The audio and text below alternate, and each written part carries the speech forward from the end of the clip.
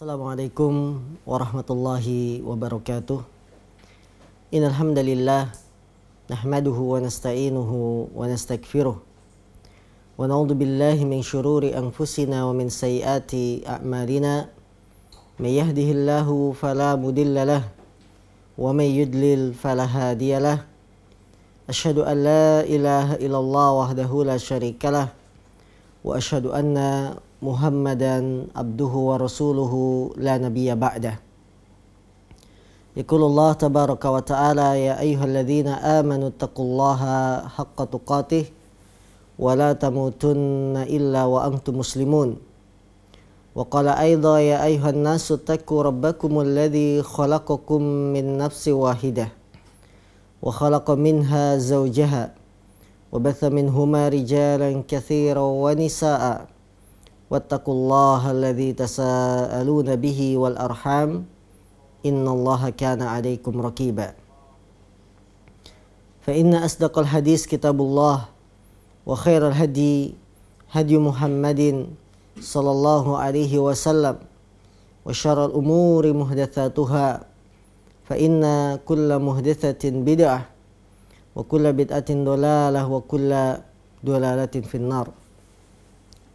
Ma'asyiral muslimin, para pemirsa dimanapun Anda berada, alhamdulillah di pagi hari yang cerah ini kita kembali dipertemukan oleh Allah Subhanahu wa taala dalam majelis ilmu, majelis yang kita mohon pada Allah ilmu yang bermanfaat, ilmu yang membuahkan rasa takut kita kepada Allah. Karena ilmu kalau tidak membuahkan rasa takut kepada Allah adalah ilmu yang tidak bermanfaat. Allah Subhanahu wa taala berfirman, innama yakhsyallaha min ibadihil ulama. Sesungguhnya hamba-hamba Allah yang paling takut kepadanya adalah para ulama. Maka ayat ini merupakan pujian bagi para ahli ilmu yang mereka ilmunya bermanfaat. Dengan bertambahnya ilmu semakin bertambah rasa takut mereka kepada Allah. Dengan bertambahnya ilmu semakin menambah amalan mereka kepada Allah. Maka kita sebagai hamba Allah, jadikan ilmu kita selalu di pelupuk mata. Jadikan ilmu kita selalu ada di hati kita. Sehingga dalam kehidupan sehari-hari, apabila ada hal-hal yang bertentangan dengan apa yang telah Allah gariskan dalam agama ini, tidak boleh kita laksanakan. Apa yang telah Allah tetapkan hukum-hukumnya dalam Al-Quran, dalam hadis Rasul, maka kita jalankan. Dan sesuatu yang bertabrakan dengan apa yang telah Allah tetapkan tidak boleh dilaksanakan. Karena hidup kita hanya untuk Allah Subhanahu wa taala, bukan untuk manusia. Maka begitulah kaum muslimin yang dimuliakan Allah, seharusnya kita beragama.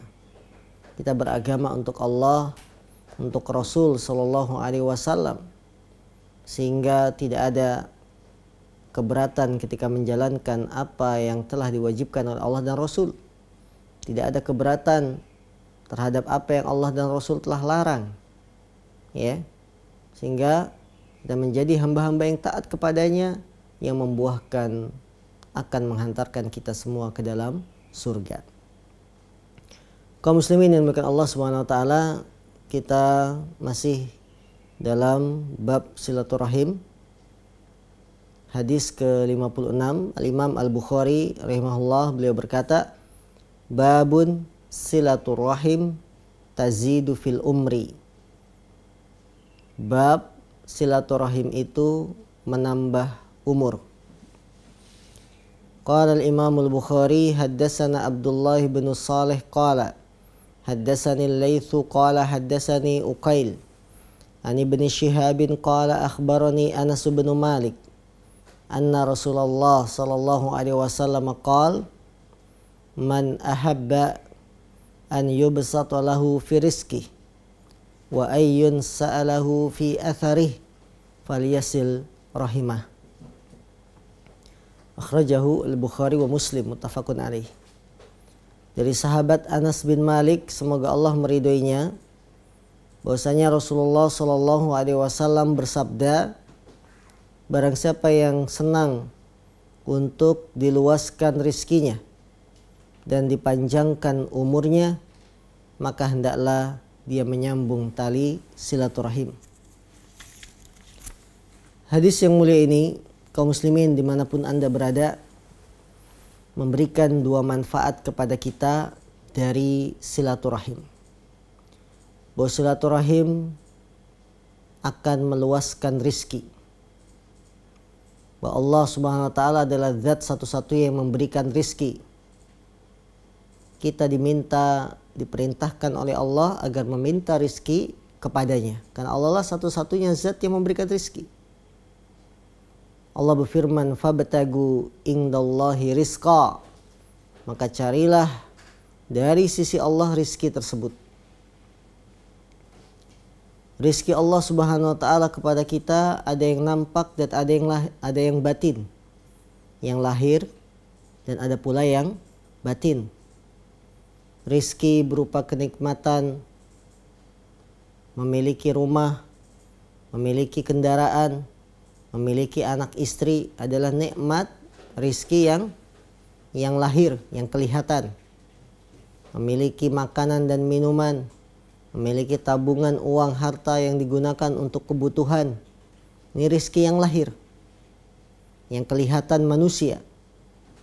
Dan ada pula rizki yang sifatnya batin, tidak kelihatan. Tapi itu merupakan nikmat juga.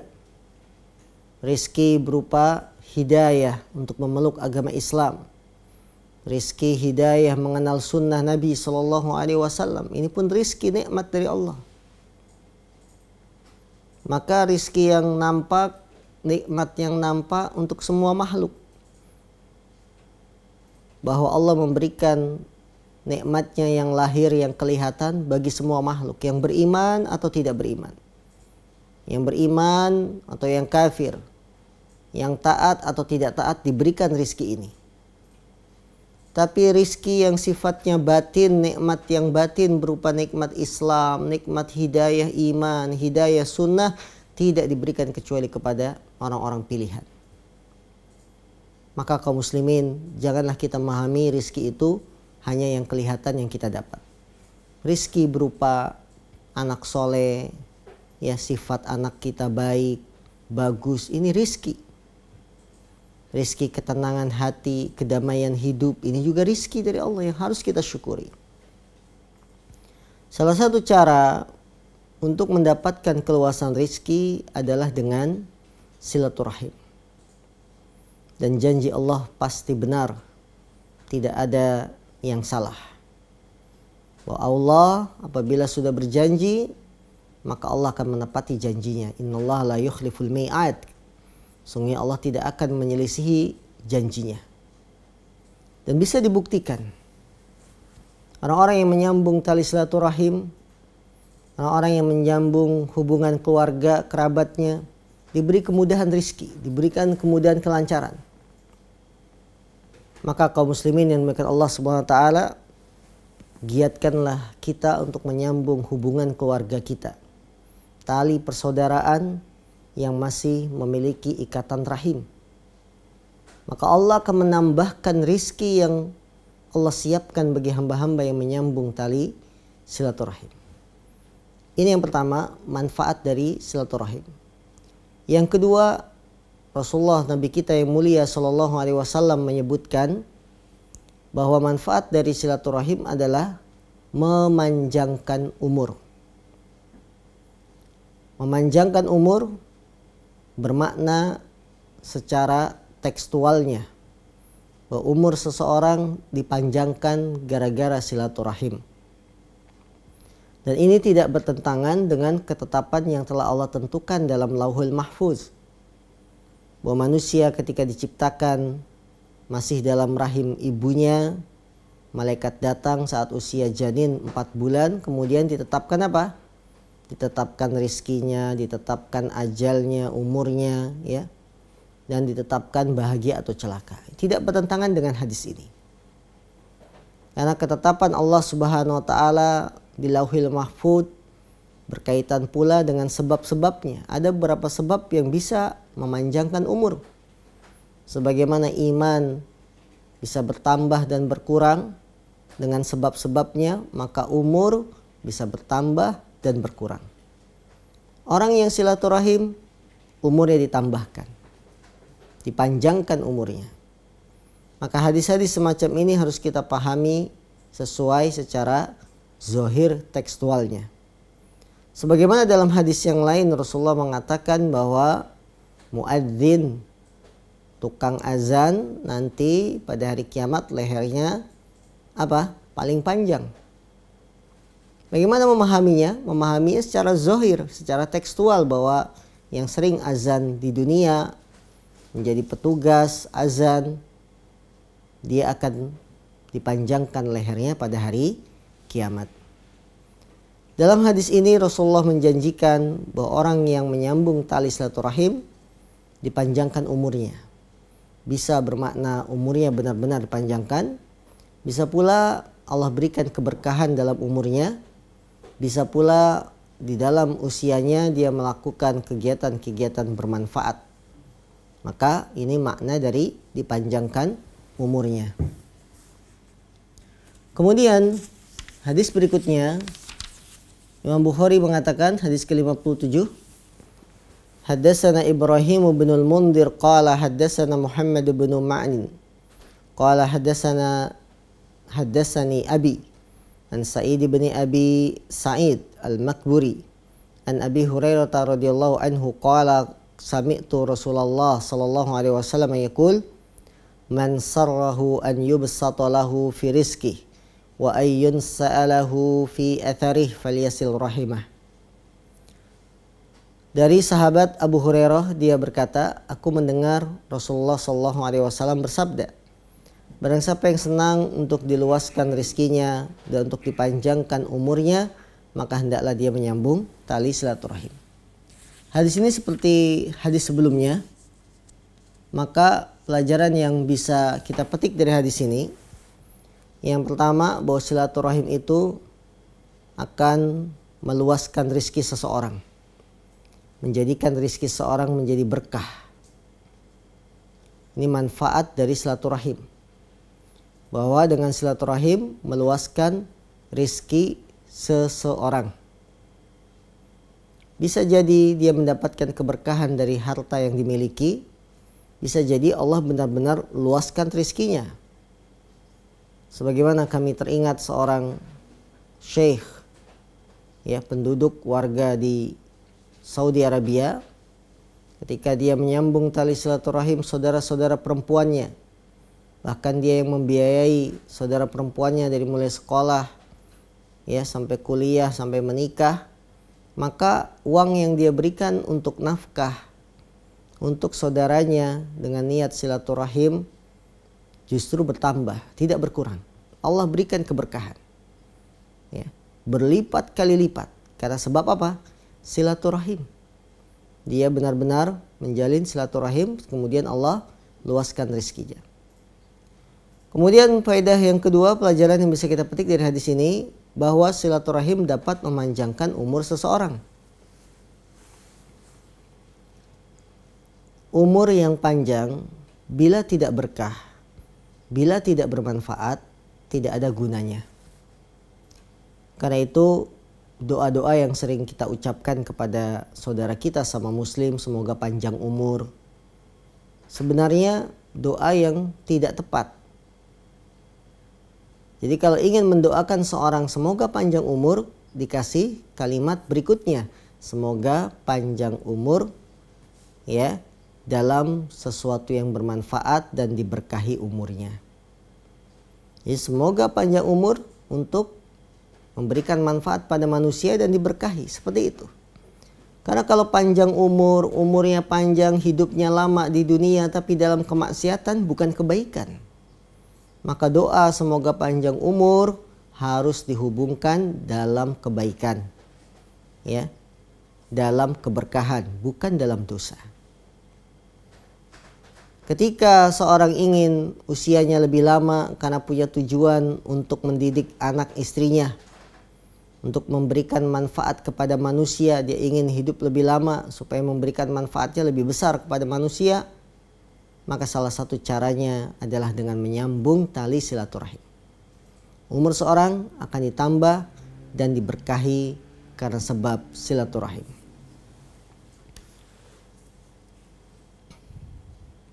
Dalam hadis yang lain, Rasulullah SAW mengatakan, Innahu man u'tiya hadzahu min rifqi faqad u'tiya hadzahu min khairi dunya wal akhirah. Wa silaturahim wa husnul khuluq wa husnul jiwar ya'muranid diyar wa yazidani fil a'mar. Dalam hadis yang lain Nabi mengatakan, sungguhnya barang siapa yang diberikan bagian dari kelembutan, maka sungguh dia telah diberikan bagian dari kebaikan dunia dan akhirat. Jadi barang siapa yang diberikan kelembutan oleh Allah, maka dia diberikan kebaikan dunia dan akhirat. Kemudian Nabi melanjutkan, silaturahim, berakhlak mulia, baik kepada tetangga, ya'muranid diyar, akan memakmurkan lingkungan, rumah, dan menambah umur. Jadi husnul khuluq, silaturahim, bagus kepada tetangga, akan menambah apa? Dalam umur. Maka kaum muslimin yang dimuliakan Allah Subhanahu wa taala, semangatlah kita untuk tetap silaturahim kepada saudara-saudara kita ya, dalam hal-hal yang baik, bukan dalam keburukan.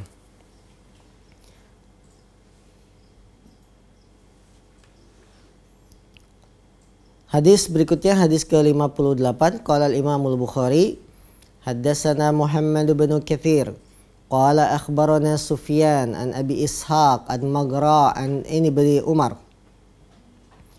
An Ibni Umar qala man ittaqa rabbah wa wasala rahimah nusi'a fi ajalih wa thara maluhu wa ahabbahu ahluhu.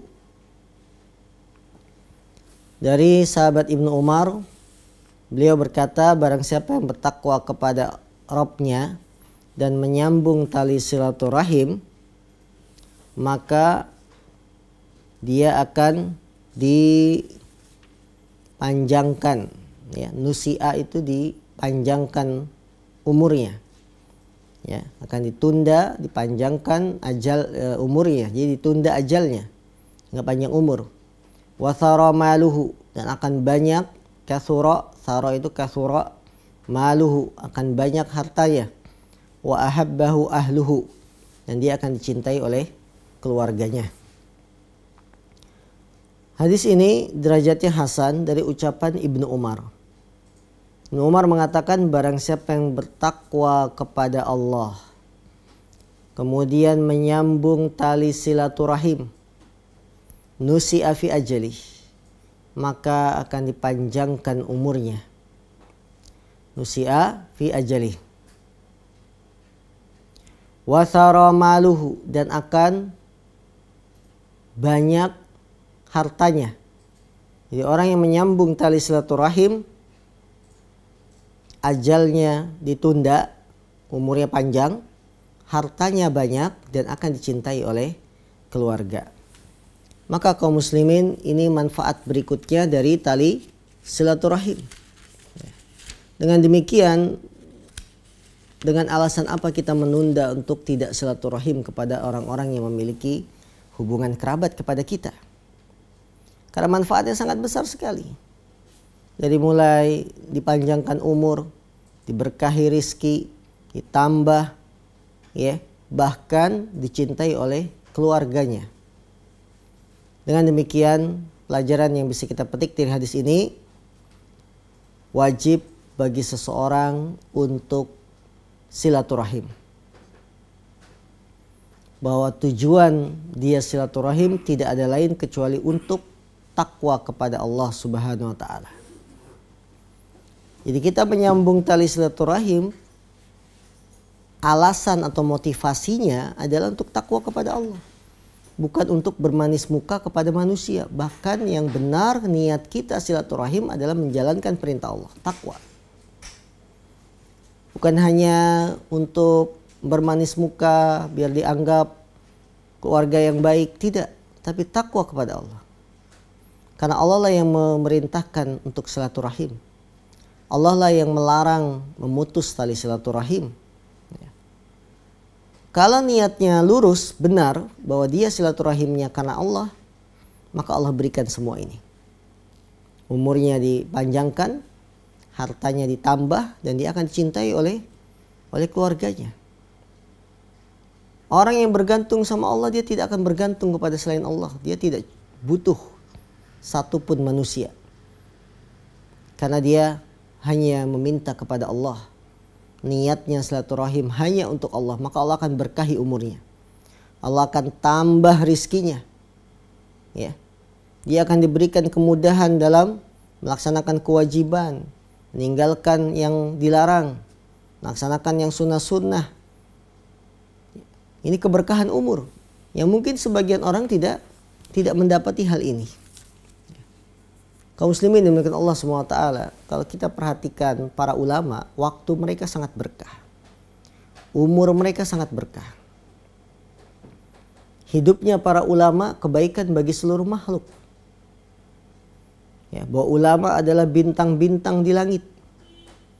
Dengan adanya ulama, dunia akan indah sebagaimana bintang indah di langit ketika kita memandangnya. Ulama sebagai hiasan di permukaan bumi ini, yang manusia merasa tentram dengan adanya ulama, tenang kehidupan mereka karena permasalahan agama bisa diselesaikan. Hidupnya ulama adalah petunjuk arah sebagaimana fungsi bintang. Ulama akan menunjuki, ustadz, kiai menunjuki jalan kebenaran, jalan yang diridhoi oleh Allah Subhanahu wa taala. Jalan-jalan yang dimurkai, para ulama menjelaskan ini tidak boleh, ini halal, ini haram, petunjuk. Dan hidupnya ulama sebagaimana fungsi bintang melempar setan.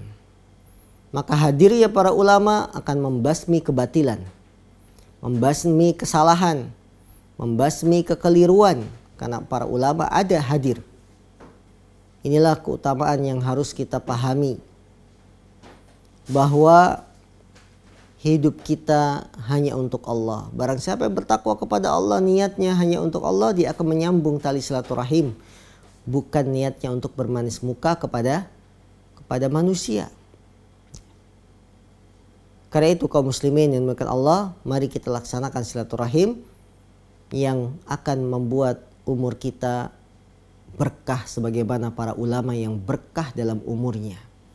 Mereka banyak memberikan manfaat sama manusia. Padahal dari sisi usia sama.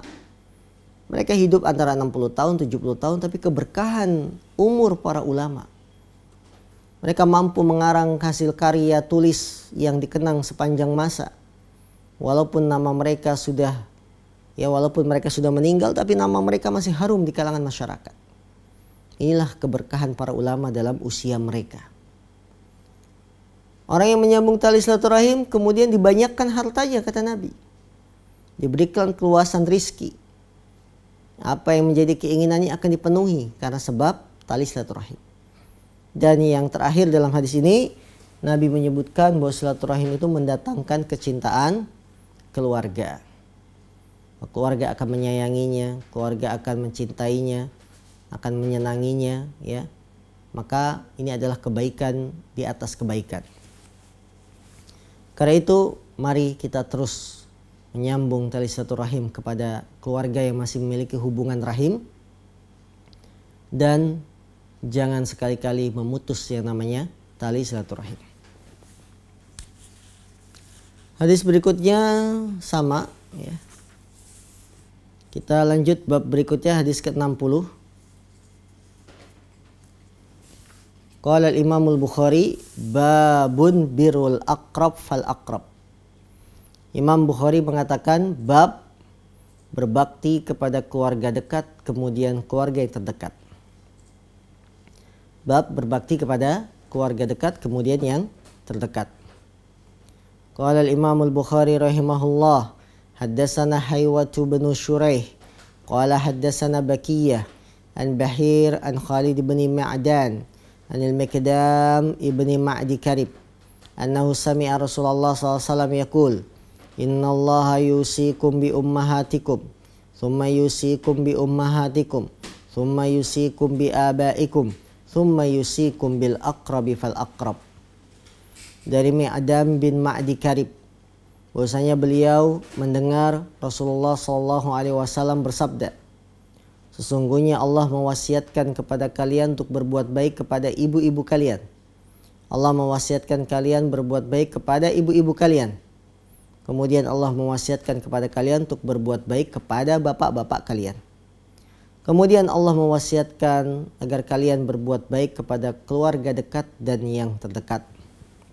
Hadisnya sahih, dikeluarkan oleh Imam Ahmad, Ibnu Majah dan lain-lain. Hadis ini berisi tambahan agar kita berbuat baik kepada keluarga yang dekat dan yang terdekat. Ini pun termasuk bagian silaturahim. Bahwa keluarga yang terdekat dan yang terdekat lebih berhak kita sambung, lebih berhak kita hubungi. Di antara yang terbesar, keluarga yang paling dekat adalah ibu kita. Rasulullah dalam hadis ini mengatakan Allah mewasiatkan kalian untuk berbuat baik kepada ibu. Kemudian yang terdekat berikutnya adalah kepada bapak. Kemudian keluarga terdekat berikutnya lagi. Paman, bibi dari jalur bapak atau jalur ibu. Ya. Maka kaum muslimin yang dimuliakan Allah Subhanahu wa taala, semakin kita pahami posisi kita, ya, bahwa saya sebagai anak, maka orang tualah yang pantas kita hubungi. Orang tualah manusia yang pantas kita berbuat baik kepada mereka. Yang menjadi urutan pertama adalah para ibu. Yang ini diwasiatkan oleh Rasulullah SAW. Ya Rasulullah, siapakah yang lebih berhak aku berbuat baik kepadanya? Rasulullah mengatakan ummuk, ibumu. Kemudian ibumu, kemudian baru summa abuk, kemudian baru bapakmu. Sebagaimana sudah sering kami jelaskan bahwa ibu memiliki peran yang sangat penting dalam kehadiran anak. Ibu bagaimana menjaga kandungan ketika hamil. Ya, dia harus makan makanan yang sehat, tidak mengikuti seleranya saja.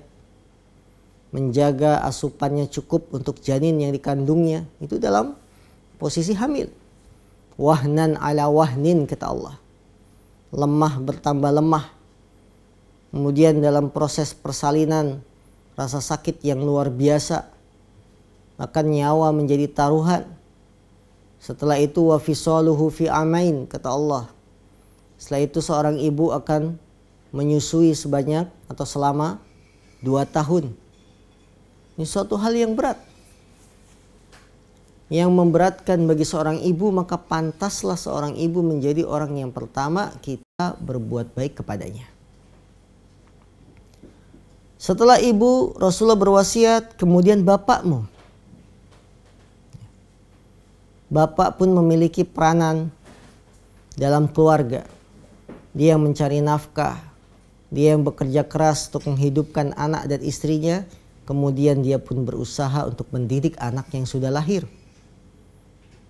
Jadi ibu 3 kali lebih baik dari bapak karena hamil, karena persalinan, karena menyusui. Sementara bapak cuma 1 kali karena memang tugasnya setelah anak lahir, dialah yang mendidik. Dialah yang akan membimbing keluarganya ke surga atau neraka. Maka diperintahkan berbuat baik hanya disebutkan sekali kepada bapak. Namun hal ini jangan bersedih wahai para suami, wahai para bapak, untuk tetap berbuat baik kepada keluarga. Karena Rasulullah mengatakan khairukum li ahli wa ana khairukum li ahli.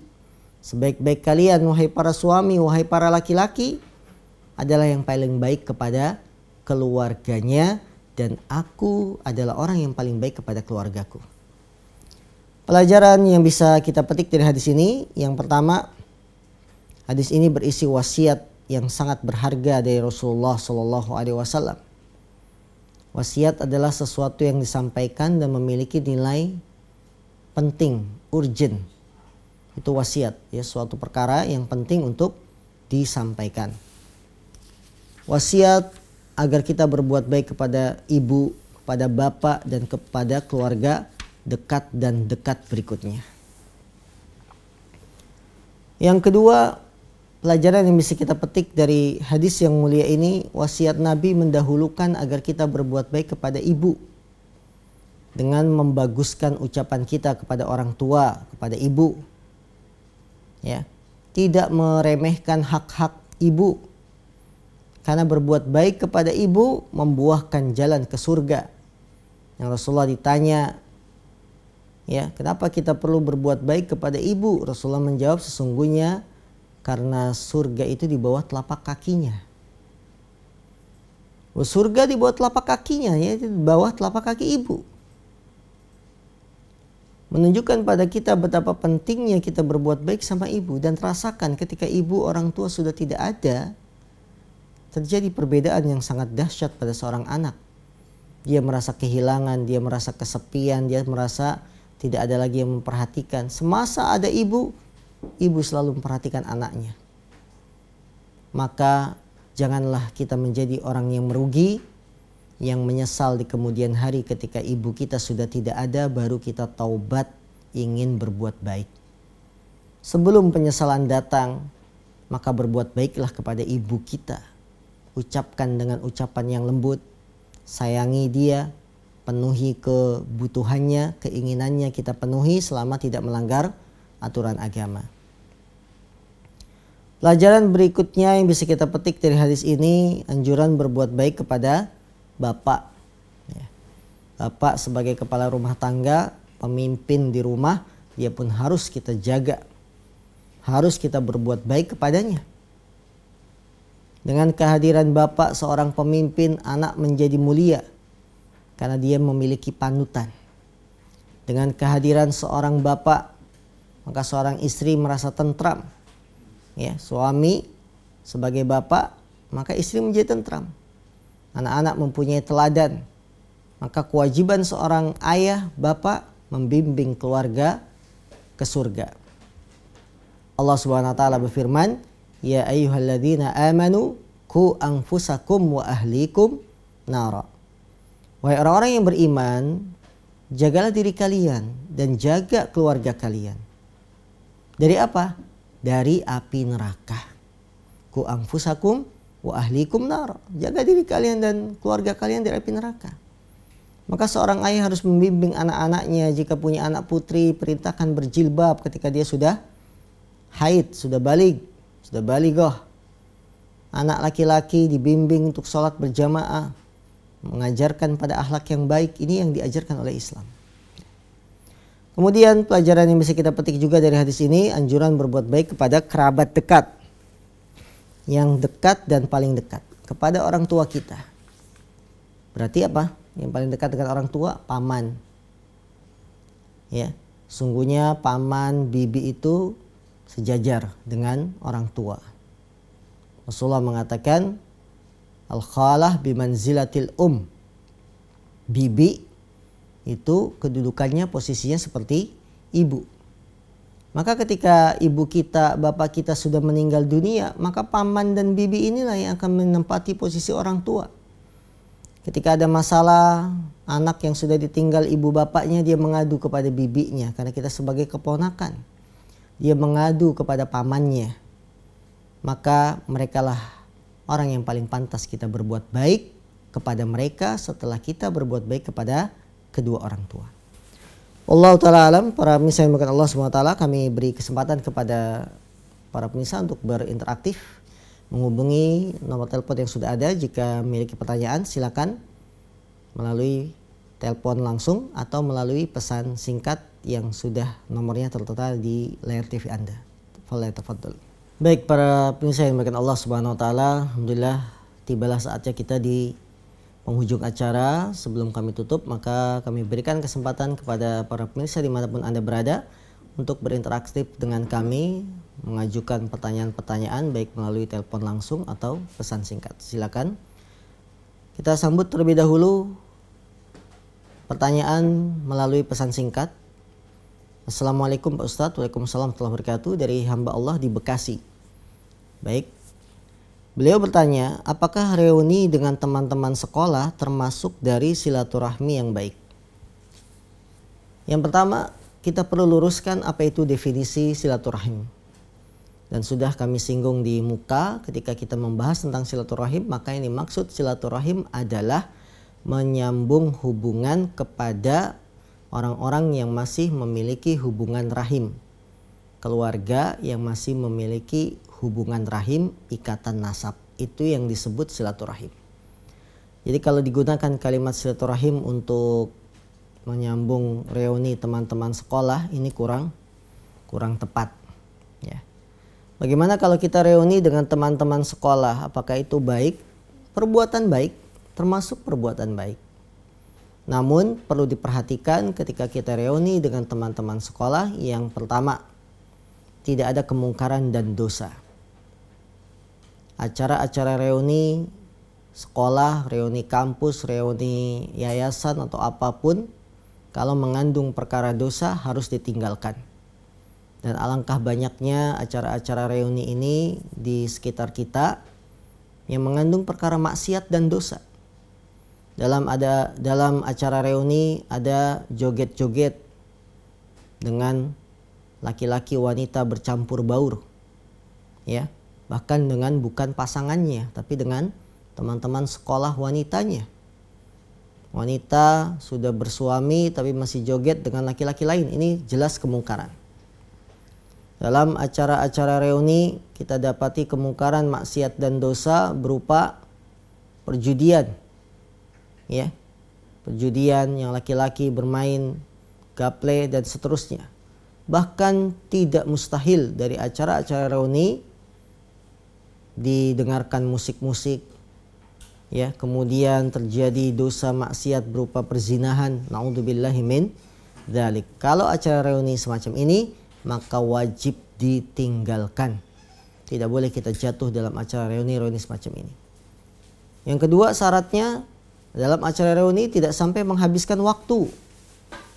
Kadang hidup kita hanya habis untuk reuni, ketemu dengan teman, hanya untuk lepas kangen dan seterusnya, habis waktunya. Bulan ini reuni dengan teman-teman SD, bulan depan dengan teman-teman SMP, reuni berikutnya dengan teman-teman SMA, berikutnya dengan teman-teman kampus, kuliah. 5 bulan kita reuni. Belum lagi dengan reuni perkumpulan ini, perkumpulan itu, ya, teman-teman sekampung, reuni keluarga besar ini dan itu. Ini akan menghabiskan waktu. Padahal waktu seorang muslim sangat berharga. Waktu seorang muslim sangat mahal. Tidak boleh kita lepaskan waktu kita habiskan untuk satu hal yang tidak bermanfaat. Namun kalau reuninya mendatangkan manfaat, kebaikan, maka tidak ada masalah. Wallahu a'lam. Pertanyaan berikutnya melalui pesan singkat juga dari hamba Allah di Bekasi. Ustaz, apakah kita berdosa memutus silaturahim kepada saudara kita yang masih suka berbuat perkara baru dalam agama? Apakah kita berdosa kalau kita memutus silaturahim kepada saudara kita yang masih berbuat perkara baru dalam agama? Ketika kita melihat saudara kita masih melakukan hal-hal yang bertentangan dengan agama, tidak sepantasnya diputus tali silaturahimnya, tapi didakwahkan, diajak pada kebenaran. Karena justru disinilah ladang pahala seorang muslim. Ketika dia melihat saudaranya masih senang dengan perbuatan yang tidak diajarkan dalam agama Islam, dia dakwahkan, bukan diputus silaturahimnya. Ya. Dakwah kepada keluarga memang berat, tapi harus ada usaha, harus kita mulai. Maka tidak diputuskan silaturahimnya, tapi disambung dengan mendakwahkannya. Kalau memutuskan tali silaturahim, maka dia berdosa. Wallahu a'lam. Baik, ada penelpon yang masuk, silakan. Halo. Yang namanya silaturahmi, bagaimana itu? Yang memutuskan silaturahmi, apa yang jarang bertemu, apa kita kan saudaranya jauh-jauh gitu, sama paman sama bibi gitu ya. Baik. Halo. Ya, sudah dipahami Ibu. Baik, silakan dengarkan jawabannya, matikan teleponnya. Baik. Saudaraku yang dimuliakan Allah SWT, apakah silaturahim itu adalah memutus tali silaturahim itu maksudnya adalah yang jarang ketemu karena saudara kita jauh-jauh atau yang bagaimana? Memutus tali silaturahim maksudnya bukan jarang bertemu karena posisi saudara jauh-jauh. Maksudnya adalah memutus hubungan kekeluargaan. Saudara kita tidak dianggap lagi sebagai saudara. Itu maksud dari memutus tali silaturahim. Maka kalau saudara kita jauh-jauh tapi komunikasinya masih baik. Saudara kita jauh di luar pulau, komunikasi kita dengan dia masih bagus. Masih sering teleponan, masih sering WA, ya, masih sering chattingan, masih bagus. Bahkan kita tahu perkembangannya di luar pulau sana, dia kerjaannya apa, anaknya sudah berapa, ya, usahanya apa, kita tahu itu masih dikatakan menyambung tali silaturahim. Yang dimaksud memutus tali silaturahim bukan seperti itu karena jauhnya jarak, tidak, tapi maksudnya adalah yang memutus tali kekeluargaan. Dia tidak lagi dianggap sebagai saudara, ya, karena ada satu permasalahan duniawi dan seterusnya. Jadi bukan maksud memutus tali silaturahim adalah yang jarang ketemu, bukan. Jarang ketemu tidak ada masalah kalau memang kondisinya. Tapi komunikasi harus baik dan kita tetap harus menganggap dia sebagai saudara. Pertanyaan berikutnya melalui pesan singkat dari Ibu Lia. Berbuat baik kepada bibi sama dengan ke orang tua. Lalu bagaimana kalau dengan uwa, bude, apakah sama? Uwa, bude disebut juga dengan bibi. Ya. Kalau bude itu kan bibi yang gede, bude, ibu gede. Maksudnya apa? Kakak dari ibu kita. Kita punya ibu kita punya kakak perempuan. Disebut apa? Bude. Ya sama, itu sebutannya bibi juga. Bibi kan bahasa Indonesia, kalau bude bahasa Jawa. Ada istilah bude, ada istilah bule. Uwa juga sama, ya. Kakak yang lebih tua. Maka mereka disebut bibi, paman, yang kita berbuat baik kepada mereka setelah kita berbuat baik kepada orang tua. Wallahu ta'ala a'lam. Baik para pemirsa yang dimuliakan Allah Subhanahu wa taala, tidak terasa waktu sudah menunjukkan jam 6.30 menit dan inilah akhir perjumpaan kita di kesempatan pagi hari ini. Semoga kita diberikan kekuatan untuk bisa mengamalkan apa yang kita dengar pada pagi hari ini. Karena ilmu jika tidak membuahkan amalan tidak bermanfaat sama sekali. Ilmu harus membuahkan amalan. Dalam praktek kehidupan, ilmu harus kita amalkan. Dan sungguh alangkah miris, menyedihkan hati ketika seorang tahu ilmunya tapi dia melanggar. Dia tidak menjadikan hukum Allah di pelupuk matanya. Dia tidak menjadikan hadis-hadis Nabi dalam prinsip hidupnya. Ini sebuah kesalahan. Jadikan hukum Allah di pelupuk mata kita. Hadis-hadis Nabi, apa yang Nabi sabdakan, jadikan pedoman hidup kita, prinsip hidup. Tegakkan syariat itu dalam hati, maka akan tegak syariat di permukaan bumi. Tapi kalau kita sering melanggar, syariat tidak ditegakkan, hukum Allah tidak dilaksanakan, ya, maka jangan harap akan tegak pula syariat di permukaan bumi. Seorang ulama mengatakan, akim daulatakum fi qulubikum takum lakum fi ardikum. Tegakkan daulah syariat hukum Allah dalam hati kalian, maka akan tegak di bumi negeri kalian. Wallahu ta'ala alam. Subhanakallahumma bihamdika asyhadu an la ilaha illa anta astaghfiruka wa atubu ilaik. Walhamdulillahirabbil alamin. Assalamualaikum warahmatullahi wabarakatuh.